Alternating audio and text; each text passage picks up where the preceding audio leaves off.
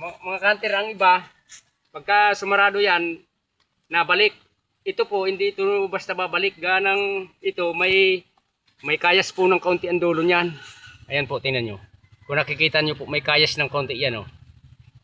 Kaya po, pag wala pong kayas yan, pag higpit po ng ganyan, babalik po yan. Ito hindi po babalik. Pag humagpit na po yan, hindi na babalik yan. Oh. Tingnan nyo po, hindi yan ang bukas. Oh. Oh.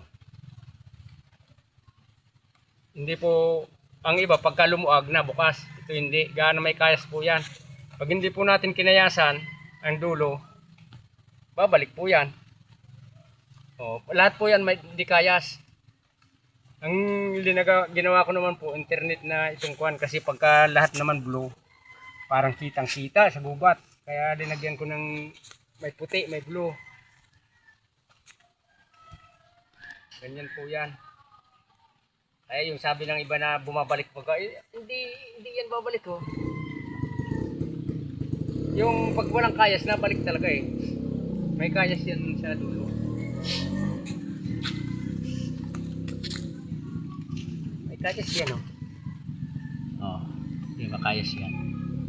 Ngayon, pag hindi ka naman marunong magkayas dyan, magiging kitli-kitli yan. Mahirap naman yan. Pagka hindi Paano naman yung pagkayas? Pagkayas yan, buti naman ang ginagamit. Pag tiniinan mo, kailangan tuloy-tuloy. Huwag yung, ang tiin mo, nakapirmis, tapos tuloy-tuloy ang hila. Pagka na tigil-tigil ang hila, gitli-gitli. Oo. Mapangit. Yan ang discourage. Yung iba nagsasabi na napakadaling gawin yan. Ay, isip pa. Si Buboy nga, sabi ni Buboy, tragis, kakaunti pa natitin kasi Buboy, paltos ng kamay. Tragis pa natiyo yan. Simple pare, matigas to eh. Pero ito pare, hindi pwede ang kabitin, nakatiwarik naman. Nakatiwarik yan kung tataasan mo naman yan, pero pangit ganang yan kasi pag